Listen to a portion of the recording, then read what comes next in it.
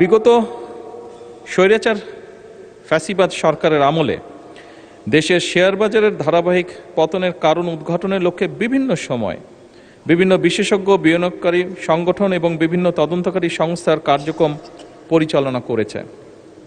পরিচালিত কার্যক্রমে শেয়ার বাজারের ধারাবাহিক পতনের পিছনে কতগুলো কারণ আমরা পেয়েছি, কারণ সক্রিয় ছিল।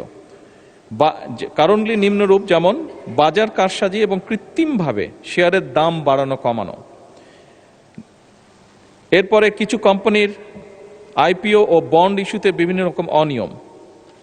এরপর নিয়ন্ত্রক সংস্থার দীর্ঘমেয়াদী দুর্বল তদারকি এবং সময় মতন ব্যবস্থা গ্রহণ না করা।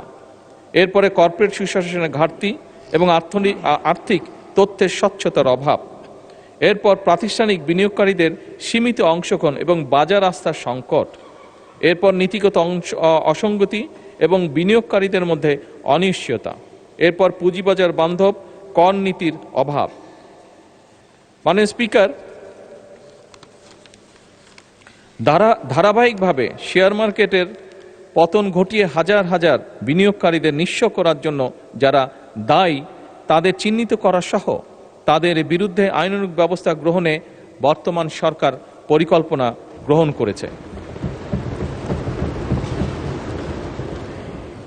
ইতিমধ্যেই শেয়ার মার্কেটের কেলেঙ্কারি অভিযোগ দুদক কর্তৃক অনুসন্ধান কার্যক্রম পরিচালনা করা হয়েছে, যার প্রেক্ষিতে কতিপয় ব্যক্তিকে চিহ্নিত করে মালামাল সহ তাদের বিরুদ্ধে আইনানুগ ব্যবস্থা গ্রহণ করা হয়েছে।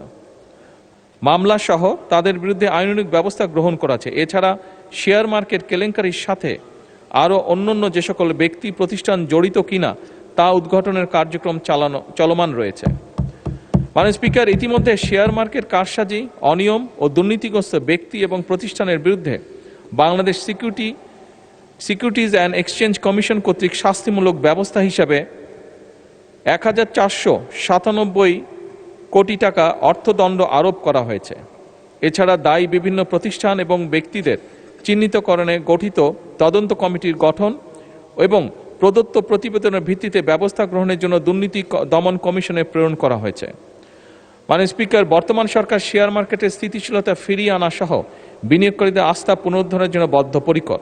সরকার ইতিমধ্যে বিনিয়োগকারীদের আস্থা বৃদ্ধিতে সুশাসন, স্বচ্ছতা, জবাবদিহিতা, পণ্যের বৈচিত্র্যকরণের মাধ্যমে বাজারের গভীরতা বৃদ্ধি, বিনিয়োগ শিক্ষার প্রসার ইত্যাদির মাধ্যমে উন্নত এবং টেকসই পুঁজিবাজার গঠনের উদ্যোগ গ্রহণ করেছে।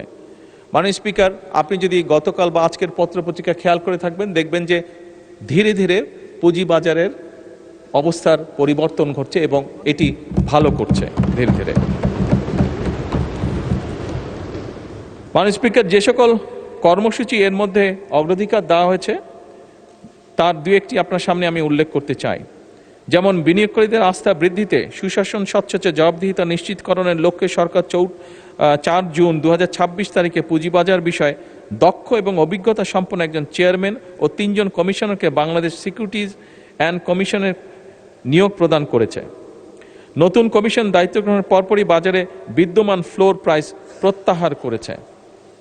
লাভজনক সরকারি মালিকানাধীন কোম্পানিসমূহের শেয়ার স্টক এক্সচেঞ্জে অফলোডের মাধ্যমে সরাসরি তালিকাভুক্তকরণে উদ্বুদ্ধ করা। এছাড়াও বহুজাতিক কোম্পানি সহ উচ্চ মূলধন সম্পন্ন কোম্পানিসমূহের শেয়ার স্টক এক্সচেঞ্জ অফলোডের মাধ্যমে সরাসরি তালিকাভুক্তকরণের সুযোগ সৃষ্টি করেছে। এসএমই কোম্পানিসমূহ ভালো মৌলভিত্তি সম্পন্ন কোম্পানি সমূহ পুঁজিবাজারে তালিকাভুক্ত করা।